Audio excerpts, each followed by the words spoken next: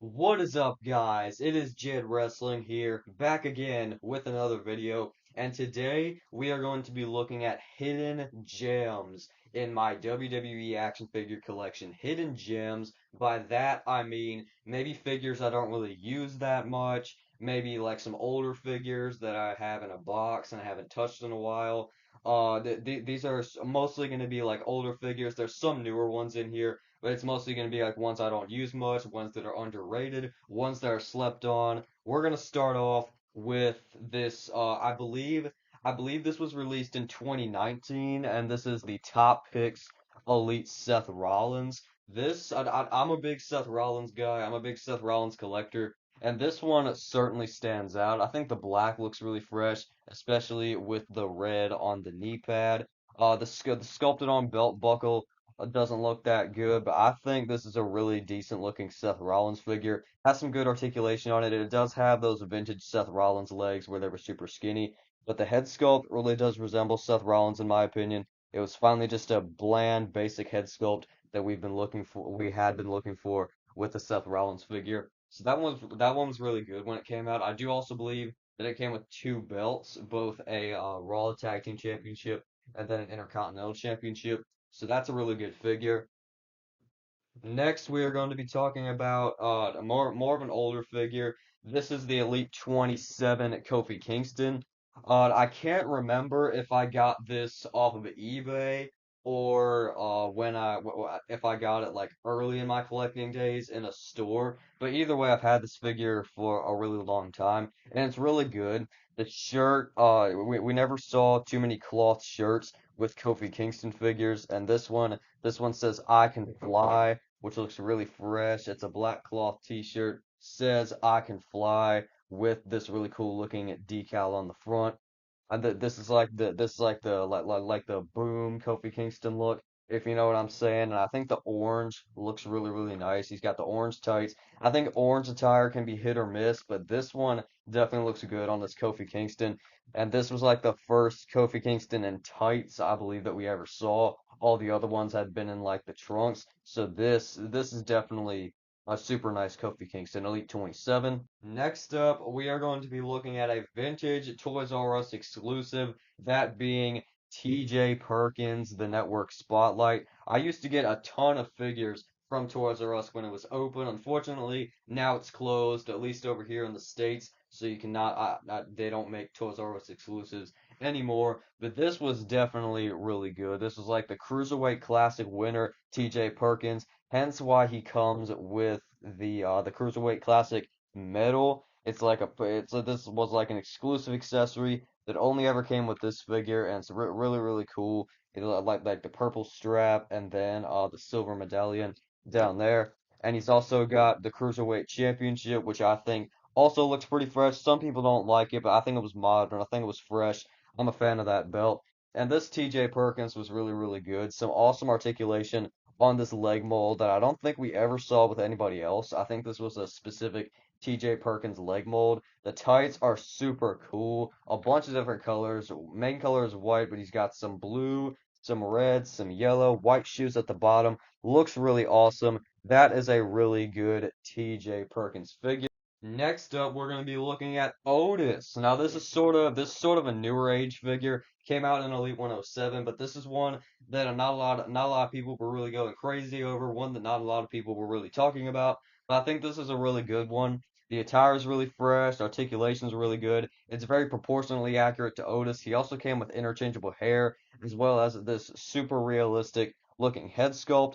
I just think this is an ultra realistic figure and one that is not talked about enough. Very underrated Otis. Like he does have a minor factory error on the leg right there, which is unfortunate. This is still a really good Otis figure. And next up, we're going to be talking about another big boy, that being Keith Lee.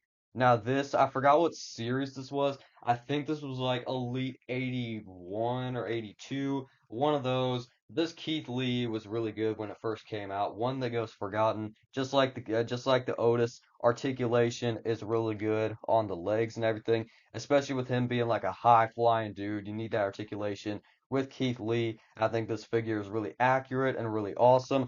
Attire's pretty fresh too. I like the black with the light blue and then the gray.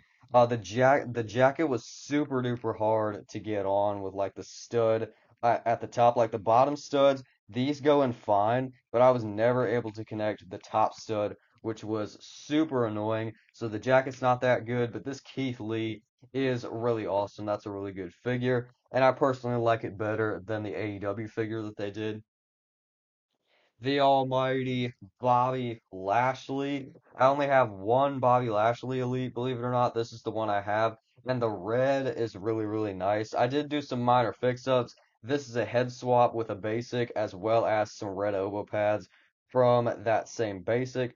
And I was planning on putting a different interchangeable hand on there to take the black wrist tape off, but I actually like it like that. And the red tights look really nice. It says Almighty over here. Then you got sort of like a shadow effect of Bobby Lashley.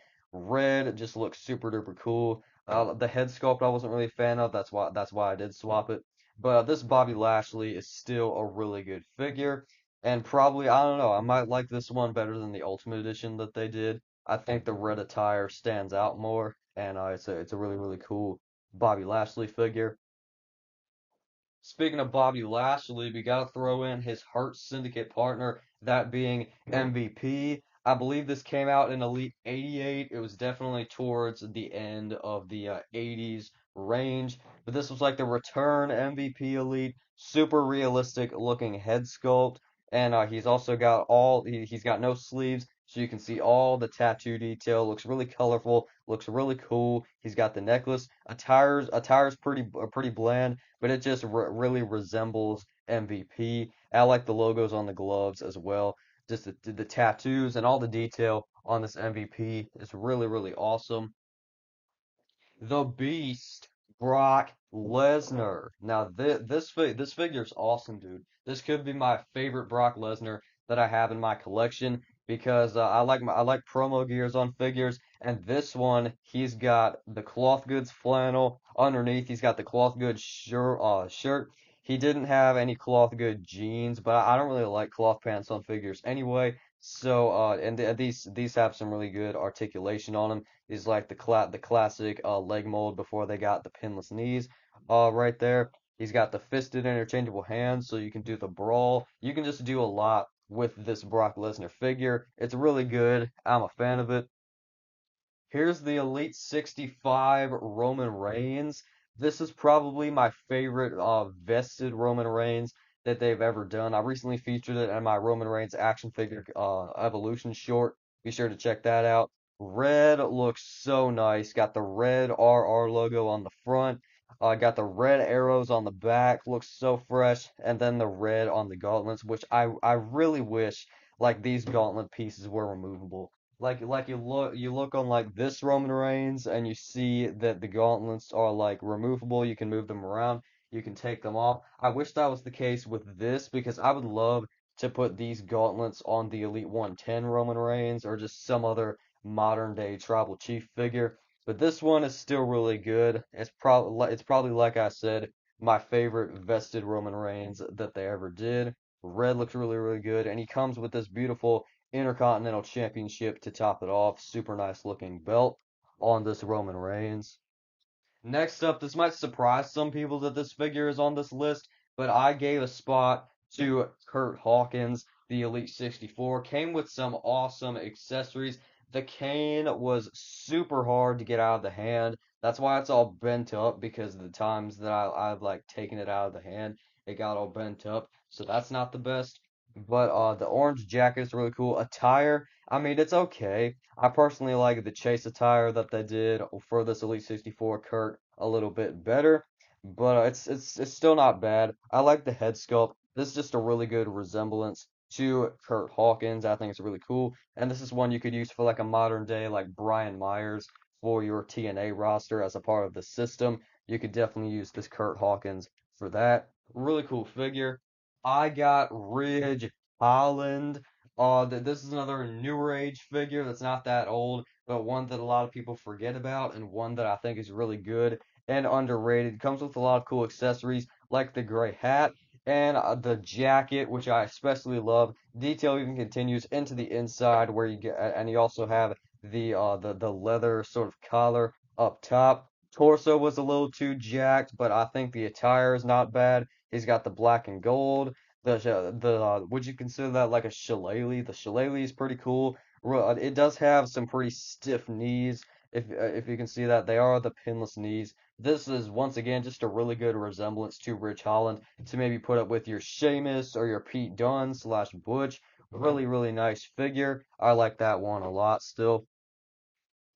Elite 78 Matt Riddle. Okay, let's point out the elephant in the room. These arms are really, really small. I don't even know what mold these are. Maybe like Rey Mysterio or something, or Kalisto. I think these are like Rey Mysterio, but these arms are comically small for Matt Riddle. And if you look at like his hold on a second. If you look at his other figures, then you see that they're a lot more proportionate in the arms, but I had to give this white attire a spot. This white attire is just really, really awesome. Little scuffed.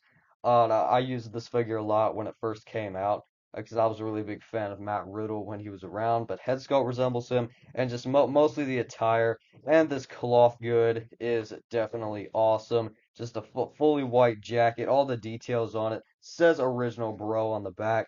This Matt Riddle is still really good. I still hold it to a high regard even with those small arms. And it was Matt Riddle's first Elite, so I was sure to pick it up originally.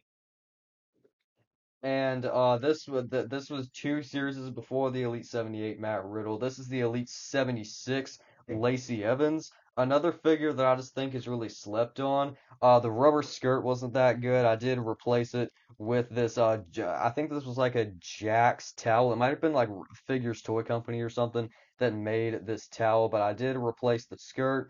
And she's got the white gloves. She does have those pretty weird looking pinless elbows, but she actually does have ankle pivot down here, which is pretty cool. They didn't use the basic feet. Head sculpt resembles Lacey Evans, comes with some cool accessories. I like that Lacey Evans Elite 76. It's definitely slept on. Another women's elite figure that I find slept on. This is an NXT Takeover Elite, and this is Ember Moon, man. The head sculpt heavily resembles Ember Moon. She's got sort of the yellow hair fading into the front, a little bit on the back as well.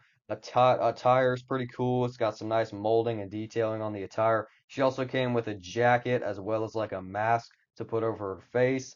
Pretty cool boots down here, even though she's got the basic boots. And I do also believe, yes, she has the single jointed knees, which aren't that good. But even like for the time when like the women's figures had those articulation issues, this Ember Moon was still really detailed and really awesome, and I was a fan of it. Of course, came out in the NXT Takeover line. I think it was Target exclusive. They should definitely bring that line back. I think that was really cool.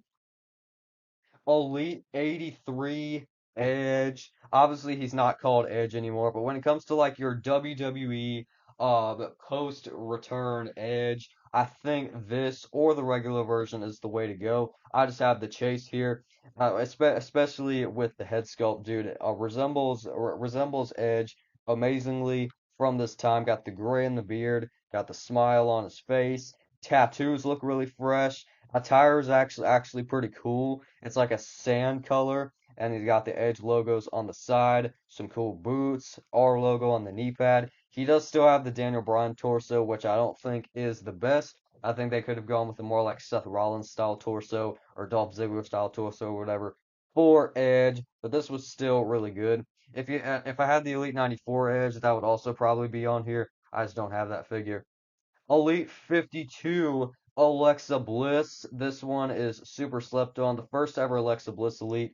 And I think once again, just because it had like those old articulation issues with the single jointed knees and the basic boots, that's why people don't really talk about it that much. But it's still really cool. You got the pom poms with the blue and the pink.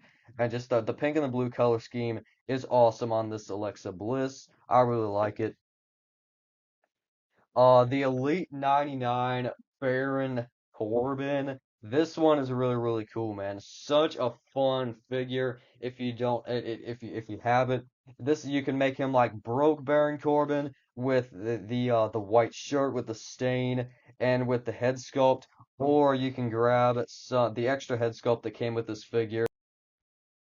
And you can make him Happy Corbin. Such a fun and unique idea by Mattel to do the 2-in-1. Part of me wishes that this fall shirt was cloth because when you put on the white shirt, which is obviously removable, you can still see the molded on fall festive shirt underneath, which kind of breaks the illusion a little bit. But this was still really, really cool of Mattel to do this, and it was the last Baron Corbin Elite, and it's probably my favorite one that they ever did personally. I like that one a heck of a lot. And the last one we're going to be talking about today is perhaps the most slept on figure in this video, the hidden gem, SummerSlam 2016, Finn Balor. Dude, I know he's got like the Daniel Bryan torso and everything, but this one is still awesome. Comes with the red Universal title based off when he won it at SummerSlam 2016, then got injured, then had to vacate it the next night, sadly.